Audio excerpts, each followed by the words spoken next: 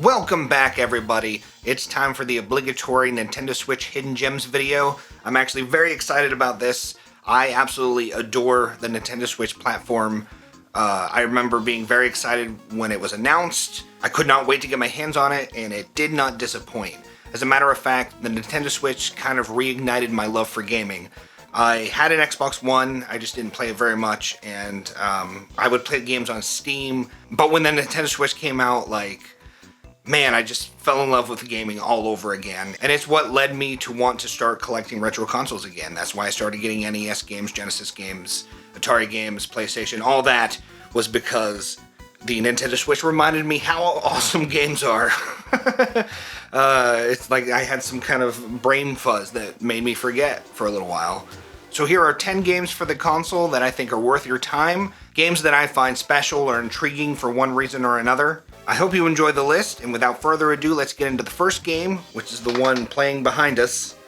It is Squidlet. Squidlet is just a ball of pure joy. This is an incredibly charming and adorable little platformer. As you can see from the footage, it's made in the style of a Game Boy game. Something interesting that I found when I was reading about this is that it actually is limiting itself to be as true to a Game Boy experience as it can be, limiting the resolution and how many sprites can be on screen and that kind of thing. Also, something that's very cool is that all the sounds were made on a real Game Boy, so it really gives you that nostalgic Game Boy feel. Squidlet is a very short game. I think it only takes maybe 20 to 30 minutes to beat it, but it's also only 99 cents, and I definitely feel that for 99 cents you will get your money's worth. It's not terribly difficult, mostly just simple platforming, a little bit of combat, there are some boss fights, and some light puzzle solving. This is the kind of game that's really good for, taking a break from something bigger you're playing, like a long RPG, or you just got your butt kicked in an online first-person shooter and you need to cool down. This is 20 to 30 minutes of pure nostalgic bliss. It's so good. The writing is really fun. Your life bar is a set of muffins. That should tell you everything you need to know right there. I guess now there is a sequel for $10 called Super Squidlet. I have not checked that out yet, but I will be sure to do that. And who knows, maybe it'll be in a future video. Because if it's even a fraction of how good this one is, and I enjoy it even just a smidgen as much, it's definitely going to be a good time. Definitely go check out Squidlet.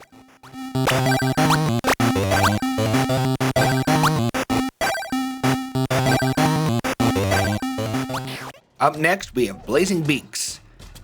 Blazing Beaks is a game that me and my friend Nick played a ton of. It is a roguelite. I always get confused. Is this a roguelike, whatever.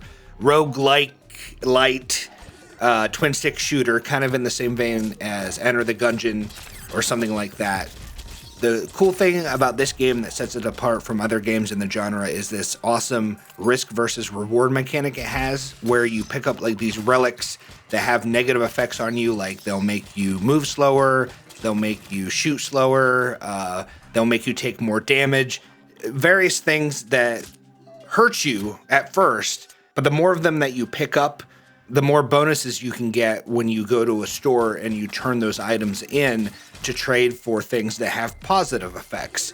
It's really a lot of fun because you have to decide, do I want to pick up this relic and this relic? Am I going to be able to make it possibly 3 rooms before I can trade these in? Or is it not worth it? Am I just going to die? It's a really, really fun and neat mechanic. And it's a multiplayer game, up to 4 players. And it's a lot of fun battling to see, who gets what relic. And, this can really cause some tension in friendships if you just pick up things as quickly as you can and don't give the other person a chance to pick anything up. It would probably behoove you to communicate and to coordinate, but I know that Nick, that limey bastard, would always take all the good stuff and leave me nothing. Blazing Beaks full price goes for $14.99, but it's on sale all the time for $1.99. And even at $14.99, I think it's way worth it. $1.99, it's a no-brainer, it's a steal. If you like these kind of twin-stick shooter games, and you're looking for something a little bit different, definitely check this one out. I can't tell you how many hours I've played this and how awesome of an experience and how satisfying it is. It also has like daily runs. You can unlock a bunch of different characters with different stats. There's multiple paths you can take. I can't praise this one highly enough. If this looks like something you'd be interested in, definitely check it out. I don't think you'll be disappointed.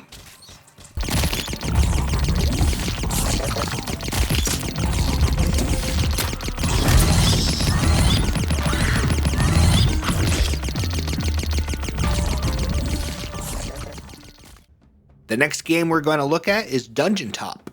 And staying in the whole roguelite, whatever vein, we have another one, but this time it is a deck building game. Dungeon Top features a few different heroes which play in different styles, so you can pick the hero that suits your style more. It's a tabletop game where you build your deck and you make your way through dungeons. I love the sound design in this game. The music's really good.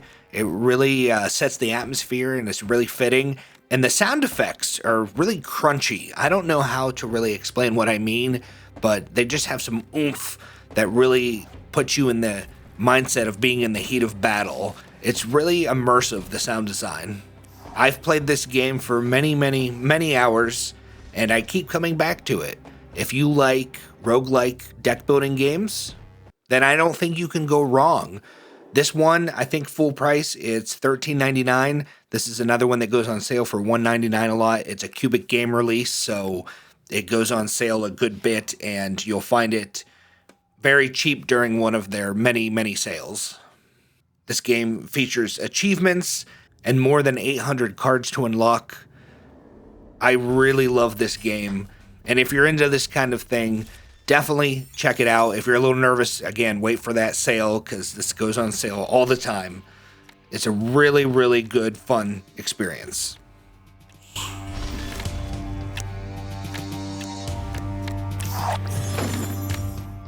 Up next, we have Downwell. And I did not do this on purpose, but this is yet another game that I think could fall under that roguelike distinction. Where it's randomly generated and it's permadeath, you get one life. In Downwell, you play as a boy venturing into a well and running into all kind of nefarious creatures and treasure. As you venture into the well, you are armed with only your gun boots. Let me say that again, your gun boots. It's a really fun weapon to use. There's different upgrades.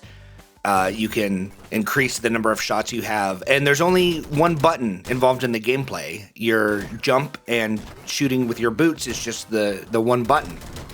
It has a really unique art style that is mostly black and white with red thrown in to highlight things. It looks really awesome, and as you can see, it's a vertical orientation on the screen. This is also one of the games on Nintendo Switch that when you're in handheld, you can play in tape mode. That's right, tape mode. The music in this one's really good, and as I said, the graphics I think work really well. It's very satisfying just falling down this well and hitting an onslaught of enemies. And eventually you can get power-ups where like the enemies explode and you can eat their dead bodies in order to heal health. It's just really satisfying to play. I love this game. This is one of the earlier games that I purchased in the eShop when I got my Switch. And it was definitely worth it. I think I paid full price for this. I don't know who recommended this game to me, but I'm glad that they did. This goes full price, $2.99, and it's definitely worth that. I think it's a really good deal for $2.99. If you like, again, these roguelike style games, and you're looking for something with a really striking art style and really satisfying gameplay, definitely give Downwell a look. It is tons of fun.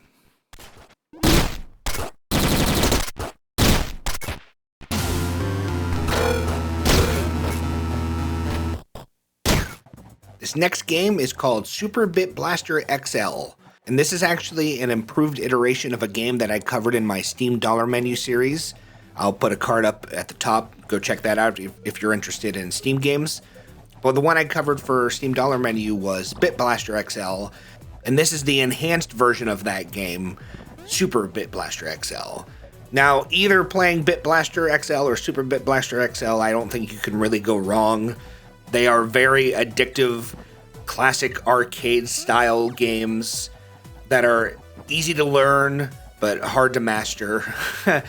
As you can see in the footage, you're just flying around in your ship and you're trying to take out asteroids and enemy ships and missiles. And as you progress, the amount of enemies increase, the types of enemies increase, and everything just starts getting real crazy and really hectic. As you fly around, your shots are automatic, so you don't actually push fire to fire. It just does it automatically. I guess there's another mode in the game where you can choose to manually fire, but I've never really tried that yet. I guess I should, but I know that this is the way that the game was intended to be played. This game is made by Atom Vision Studios that's been working on all of the Atari Recharge games, and I love those.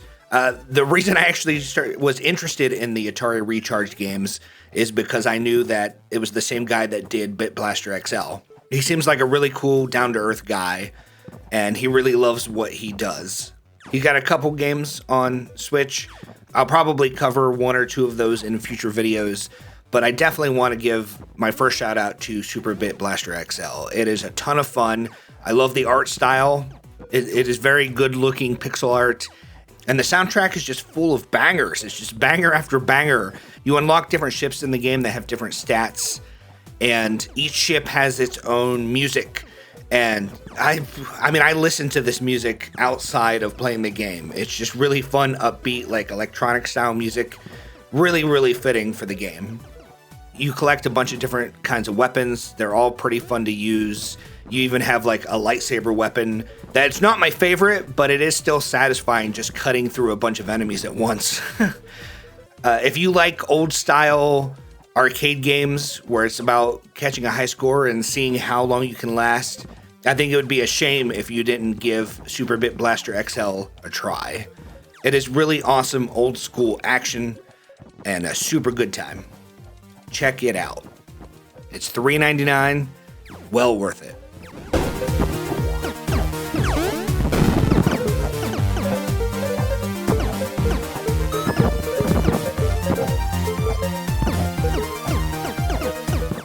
This next game is Yeah Yeah Beavis 2, which was brought to us by John Riggs, who I'm sure a lot of you watching this video probably know of and watch on YouTube, in conjunction with Mega Cat Studios and a couple other people and companies. The name Yeah Yeah Beavis 2 is actually a reference to Yeah Yeah Beavis 1, which is a game that's considered lost media, I guess. It was listed as being for sale or soon to be on sale in the back of gaming magazines, but it was never released. This is a simple one-screen arcade game where you're just simply tasked with defeating a set number of enemies before the time runs out on every level. There are 100 levels in this game, featuring 10 unique stages. It's two-player. You play as these little hopping Chinese vampires, which I always enjoy seeing those in movies, so it's cool. I can't think of a lot of games that have the jumping vampires, but you play as the little jumping vampires. You've got little vampire magic, and you just kill the evil creatures on the level. I think the graphics are really well done. The music is awesome. It's like chiptune renditions of classical music. Everyone will recognize the tunes, and they're very well represented here. Just like Super Bit Blaster XL, this is a great blast of nostalgia if you like old-style arcadey video games. This one is even more evocative of that nostalgia feeling because this is actually made to run on actual NES hardware, and you can get physical copies of this for the NES. This is a really fun, great experience that I highly recommend. Definitely show John Riggs some love, show him some support. If you're into this kind of game, I don't think you'll be disappointed. Full price, this game goes for $9.99. I've seen it on sale for much less. At $10, I think it's well worth it. I have gotten a lot of play out of this, and it's tons of fun.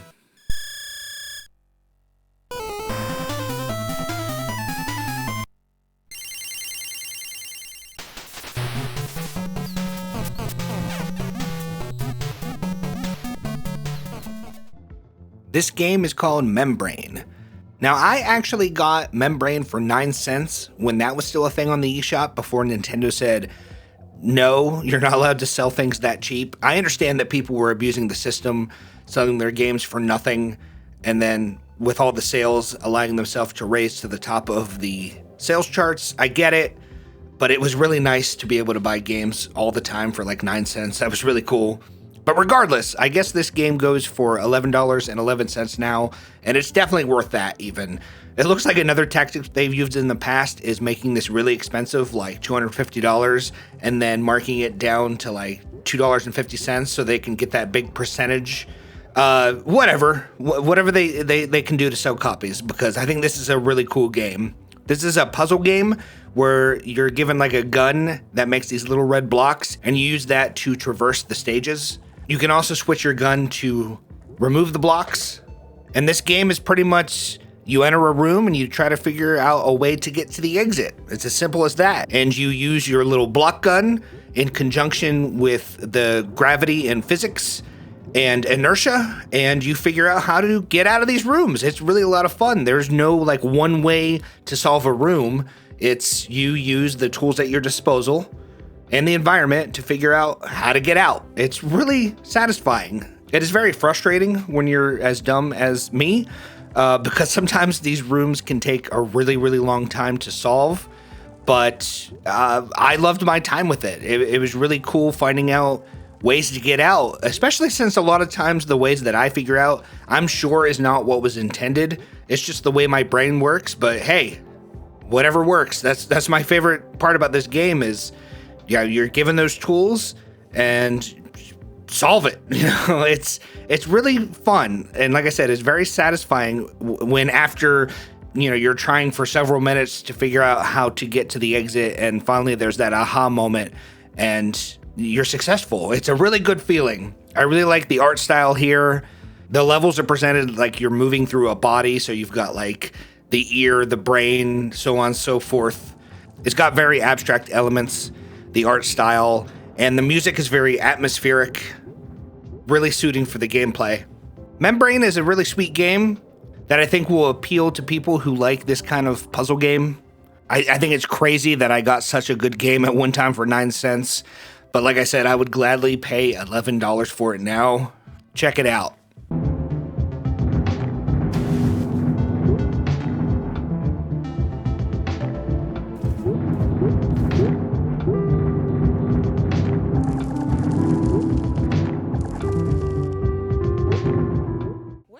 Up next, we have Flipping Death. Now, I've realized I throw the word charming around like way too much. But I'm going to say it again. This game is charming. It has a really dark, cartoony art style. It looks like all of the characters in the scenery is made out of like cardboard or paper, and like all of the characters are puppets. It looks really good on the Nintendo Switch here. This is a great game to play around Halloween. The game even takes place around Halloween, and with the dark themes and the overall aesthetic, definitely prime October playing fare. You play as Penny, who meets an untimely death, and she accidentally, by a series of unfortunate events and coincidences, becomes a temp filling in for Death himself.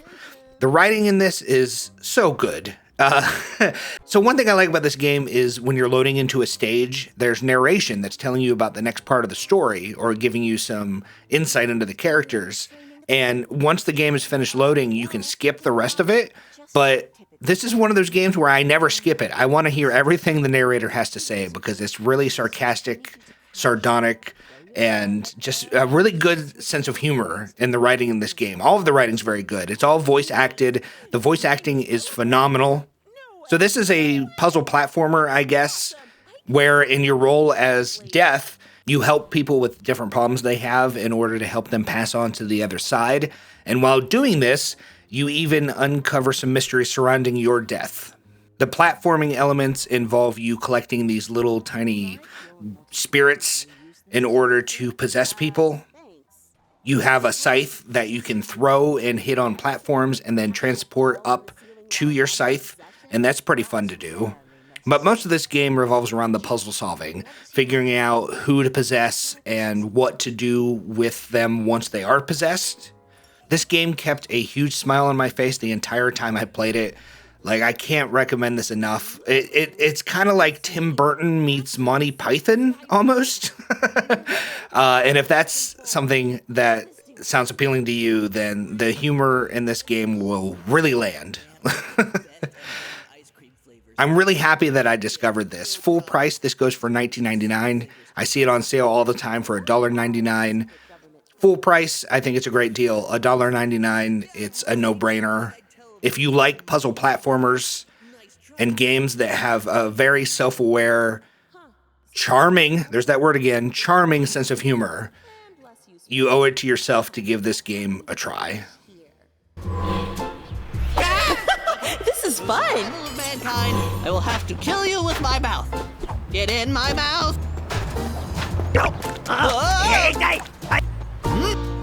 Citizen, Woo! is that ice cream? Up next, we have Donut County. I'm not going to use the word charming, but if I was going to, I might use it again for this game. It's another one with a really good sense of humor. Think more along the lines of maybe Adventure Time, that kind of humor. I don't know if that's really an accurate comparison, but it has a feel to me in the humor department, kind of like Adventure Time. The main characters in this game, Mira and BK the raccoon, are automatically, immediately likable. Their relationship is very cute. You really get the sense that these two really care about each other, but you can also tell that Mira gets very annoyed with BK's antics. So the bulk of the gameplay here is you controlling a hole, and as you swallow things into this hole, the hole gets bigger, allowing you to swallow bigger items. And the goal is to get everything down into the hole, and then you complete the stage. Think kind of like Katamari, except instead of making your ball bigger, you're making the hole bigger. In different stages, there are other mechanics that are introduced that you can perform with the hole. Like in this level, your hole fills up with water when you get water in it, and then you have to figure out how to get the water out. There's a stage where you have to heat up a hot air balloon. Like you catch something on fire in the hole and you heat up a hot air balloon in order to make it take off. There's one where you need to breed rabbits. So a lot of fun, neat ideas. Very simple gameplay. Nothing horribly complex or difficult, but just really enjoyable the whole way. It's a very good, relaxing game. The music is really chill. As a matter of fact, I wouldn't mind it if it was my theme music as I was walking around enjoying life. I think I'd be okay with that. Donut County is just a really funny, awesome experience. If you're looking for a real chill puzzle game and you also enjoy Katamari, I don't think you can really go wrong here. This is a really awesome game. It's not a very long experience. Full price, it goes for $12.99. Personally, I think it's worth that, but this is another one that goes on sale for much cheaper. This is another one that just kept me smiling, and this is a game I played a long time ago, and then I decided to include it in this video, and I was playing it again to get footage, and I just fell in love with it all over again. It's one I'll probably just pull out every once in a while when I need a smile, or I just want to play through a game in a couple of hours. Because sometimes we all need that, right? You just want to pull down a game that's relaxing. You can beat it in a couple hours and, just be done with it. This is a great game for that. I highly recommend Donut County.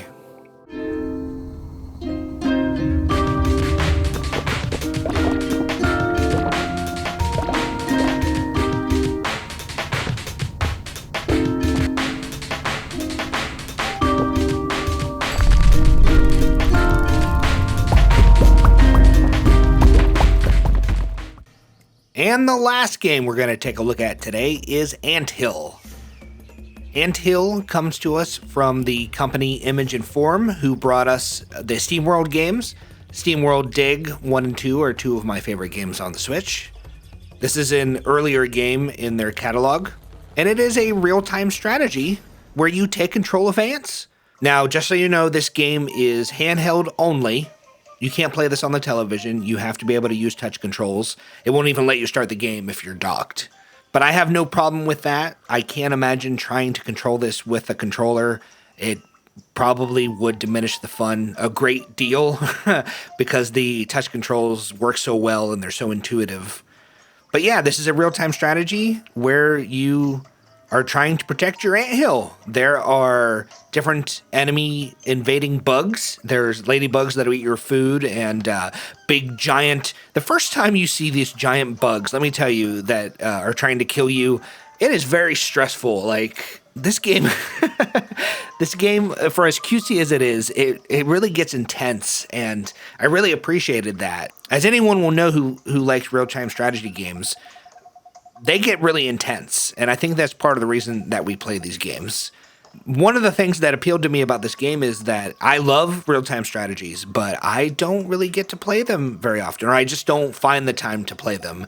And I don't even know how I discovered this game. I just got this on a whim. I think it was on sale. I saw it was from the Image and Form people, and I was like, you know what? Yeah, why not? And I'm really glad I did. I got hours and hours and hours of fun out of this. There's a pretty lengthy campaign, not anything too crazy, but it'll keep you busy for a few hours. And then afterwards, you have an endless mode that's fun to try to see how long you can survive, because it gets pretty rough. You have different ants that have different special features, different powers, different functions. You know, you have your worker ants who collect the food. You have your soldier ants who, you know, protect your worker ants. And then you have like bombers, and it's just a ton of fun. I can't give this game high enough praise. If you like real-time strategies, if you don't mind the fact that you have to play this handheld, which I don't know why you would. This is a good game to like play a few levels on before you go to bed. Really good for that. And the presentation, I think, is spot on. And the music is very fitting for the gameplay.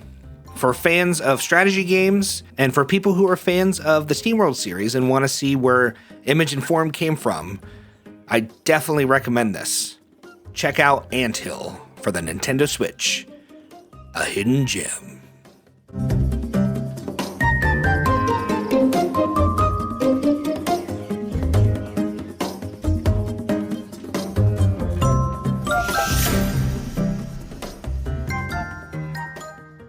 And there we go, 10 hidden gems for the Nintendo Switch. I'm not ever really sure what actually constitutes a hidden gem. I think a lot of these games are probably ones that a lot of people don't know, or at least like aren't as well known as some of the other games on the consoles. Let me know, have you played any of these games, what you think? Do any of these interest you? Do you think you're gonna go pick them up? I wanna do at least a couple more of these before the end of the Switch's lifespan, which, gosh, who knows when that's going to be, maybe 10 more years. But I want to do some more. So if there are games that you think qualify as hidden gems on the Nintendo Switch, please let me know. I would definitely check them out and see if I want to include them in a future video. And with that, I want to thank everyone for watching. I hope you have a beautiful day. A beautiful day. And I will see you next time.